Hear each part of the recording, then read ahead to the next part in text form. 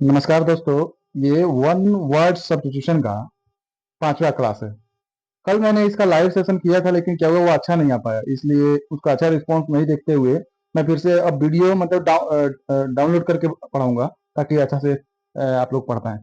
31 number है, a situation of great confusion and disorder. मतलब एक ऐसा सिचुएशन जिसमें क्या कंफ्यूजन बहुत ज्यादा है और डिसऑर्डर भी बहुत ज्यादा है। तो इसके लिए जो वन वर्ड होगा वो क्या आ जाएगा? तो क्या हो जाएगा? मेल स्ट्रॉम हो जाएगा। स्टेट ऑफ ग्रेट कंफ्यूजन, बहुत अधिक अव्यवस्था। अचानक मतलब सभी लोग एक सभा बैठी थी, अचानक अफरा तफरी मच गया, तो इसको क्या बोलते हैं? मेल स्ट्रॉम बोलते हैं। ठीक है, ऑप्शन देखेंगे। Convocation, a formal gathering. Convocation मतलब होता है फॉर्मल गैदरिंग, औपचारिक सभा। मतलब कहीं भी कोई कॉन्फ्रेंस हो रहा है, सिरोमोनी है, तो उसके लिए हम लोग क्या करते हैं? कन्वोकेशन यूज करते हैं। ठीक है, औपचारिक रूप से मतलब कि एक जगह कोई सभा और वो हो रहा है तो। विसिट्यूड क्या होता है?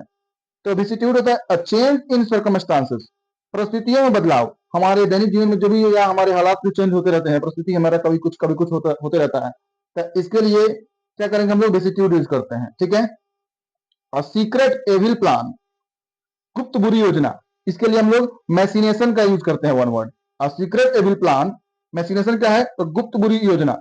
मतलब कि कोई व्यक्ति क्या कर रहा है, या कुछ लोग किसी व्यक्ति के लिए बुरा योजना बना रहे हैं, प्लान कर रहे हैं, और सीक्रेट है वो प्लान, तो इसके लिए क्या होगा? वन वर्ड मैसिनेशन हो जाएगा। अगला देखेंगे 32 number, a person who stairs a ship. मतलब एक व्यक्ति जो जहाज चलाता है, तो इसे बोलते हैं हम लोग हेल्म्स मैन। क्या बोलते हैं? Helm's man. One who stairs a ship, जहाज चलाने वाले को हेल्म्स मैन बोलते हैं। ठीक है, स्टीव डोर। स्टीव डोर किसे बोलते हैं? A person employed to load and unload ships. जहाजों पर सामान चढ़ाने और उतारने वाला व्यक्ति को क्या बोलते हैं? स्टीव डोर बोलते हैं। ठीक है, तो हेल्म्स मैन समझ गए आप। ये जो जहाज चलाता है और सामान जो लोडिंग अनलोडिंग करता है उसे स्टीव डोर बोलते हैं, वन वर्ड में। और stoker, a person who tames the fire of a furnace और स्टीम। भट्टी या भाप के इंजन में कोयला डालकर आग जलाए रखना। इसके लिए क्या करते हैं? स्टोकर का यूज करते हैं। मतलब कोई व्यक्ति है जो क्या कर रहा है, जैसे कि मान लीजिए कि जो गदर प्रेम कहानी में लास्ट में ट्रेन को लगातार चलने के लिए उसमें कोयला फेंकते गया, ताकि क्या ट्रेन रुके नहीं, मतलब आग जलते रहे। ठीक है ना, तो इसके लिए क्या करते हैं? स्टोकर यूज करते हैं हम लोग। ठीक है ना, ये इसका वन वर्ड हो जाएगा।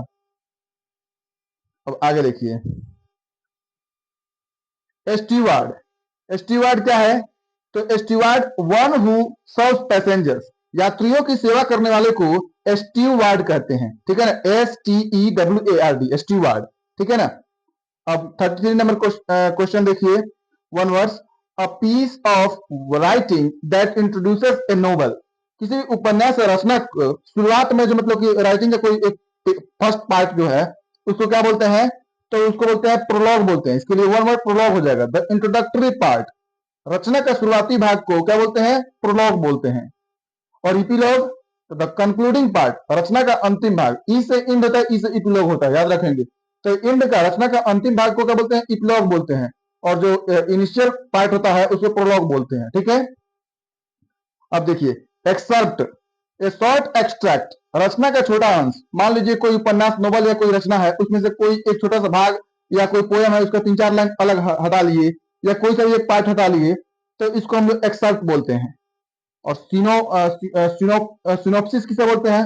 अ ब्रीफ समरी, संक्षिप्त सार। मतलब बहुत बड़ा कोई उपन्यास या रचना है और उसको आप संक्षिप्त रूप में फिर से लिख दिए, तो उसको क्या बोलते हैं? हम लोग सिनॉप्सिस बोलते हैं। ठीक है ना। A person who believes that God and the universe are the same. मतलब वह व्यक्ति जो विश्वास करता है कि ईश्वर और यूनिवर्स, ब्रह्मांड, दोनों सेम है। यानी कि ईश्वर ने पूरे नेचर को बनाया है, पहाड़, झरना, ये ब्रह्मांड को बनाया है, और सब में ईश्वर समाहित है। तो इसके लिए हम लोग क्या यूज करते हैं? वन वर्ड इसके लिए क्या हो जाएगा? तो पैंथिस्ट हो जाएगा। क्या हो जाएगा? पैंथिस्ट हो जाएगा, ईश्वर और ब्रह्मांड को एक मानने वाला। ठीक है, इसका इंग्लिश तो यहाँ पे है। पैगन किसे बोलते हैं? Pagan, a person who follows a polytheistic और नॉन मेन स्ट्रीम, बहुदेववादी या गैर प्रमुख धर्म का पालन करने वाला को क्या बोलते हैं? पैगन बोलते हैं। मतलब वो बहुत सारे देवी देवताओं को फॉलो करता है, धर्म को मान करके, तो उसे पैगन बोलते हैं। क्या बोलते हैं? पैगन बोलते हैं। अगला समझेंगे, atheist. A person who does not believe in the existence, मतलब कि ईश्वर के अस्तित्व में विश्वास न करने वाले व्यक्ति को क्या बोलते हैं? अथिस्ट बोलते हैं। और ये हटा देंगे केवल थिस्ट, तो थिस्ट मतलब होता है person who believes in the existence of God, है ना, इन द एग्जिस्टेंस ऑफ क्या, तो ऑफ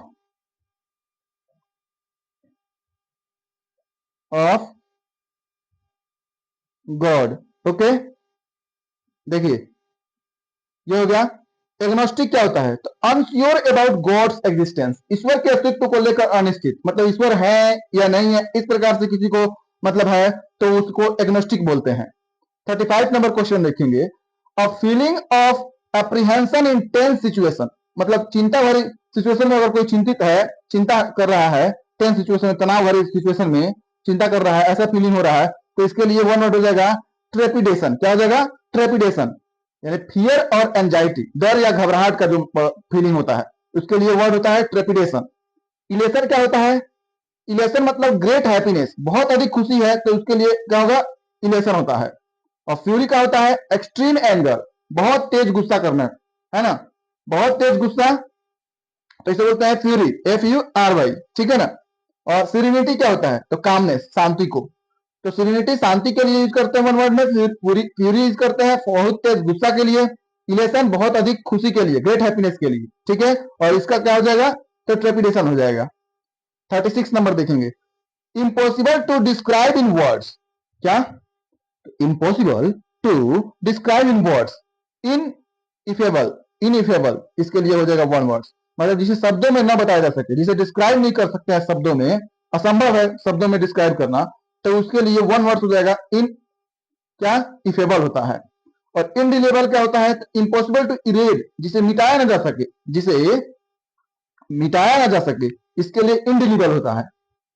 इनफॉलिबल, इनफॉलिबल होता है इन कैपेबल ऑफ मेकिंग मिस्टेक्स, मतलब जो गलती ना करे, अचूक, है ना। तो ये कहता है इसके लिए, मतलब कि जो मिस्टेक कर ही नहीं सकता है, तो इसके लिए जो वन वर्ड होता है इनफॉलिबल होता है। क्या होता है? इनफॉलिबल होता है। और डी नंबर देखेंगे, इनऑडिबल, इम्पॉसिबल टू हियर, क्या? इम्पॉसिबल टू हियर, जिसे सुना ना जा सके, इसके लिए इनऑडिबल यूज करते हैं वन वर्ड्स के रूप में। अब 37 नंबर लास्ट है इसका, लार्ज, फिर आगे सिनोनिम्स पढ़ाएंगे। A large bundle bound for storage और ट्रांसपोर्टेशन, मतलब कि एक बहुत बड़ा बंडल है जिसको एक साथ बांध करके रखा गया स्टोरेज के लिए, ट्रांसपोर्टेशन के लिए, तो इसको, इसका वन वर्ड होता है bale, BAL, bale, bale means गट्ठर होता है। और लार्ज टाइट बंडल, बना हुआ बड़ा गट्ठर। ब्रोड, ब्रूड, ब्रूड होता है ए ग्रुप ऑफ यंग बर्ड्स, पक्षियों के बच्चों का समूह को ब्रूड बोलते हैं। क्या बोलते हैं? ब्रूड बोलते हैं। और विधि क्या बोलते हैं? ग्रुप ऑफ पीपल्स और बर्ड्स, लोगों या पक्षियों का समूह को क्या बोलते हैं? विधि बोलते हैं, ज्यादातर पक्षियों के लिए यूज करते हैं। और बुके, इसमें टी साइलेंट रहता है, bouquet a bunch of flowers, फूलों के गुलदस्ता को बुके बोलते हैं। जनरली आप देखेंगे बुके खरीदने के लिए जाता है लोग, और कहीं फनरल पे या किसी भी चीज के लिए, कहीं मतलब कि सेरेमनी में भी देता है किसी को, तो बुके होता है, ठीक है ना, गुलदस्ता। इस प्रकार ये हमारा 37 × 4 कर लीजिए, ठीक है। उतना आपका वन वर्ड्स मैंने पढ़ा दिया है, इसको आप रिवीजन करेंगे, पीछे वाला रिवीजन करेंगे, और फिर सिनोनिम्स के पहले से आप रिवीजन करते आ रहे होंगे, पहले के सेशन देखते हुए, फिर आगे भी अब मैं पढ़ाना शुरू कर रहा हूँ, तो फिर आप सिनोनिम्स एंटोनिम्स को करेंगे। और लाइक, सब्सक्राइब और शेयर जरूर करें। थैंक यू, जय हिंद।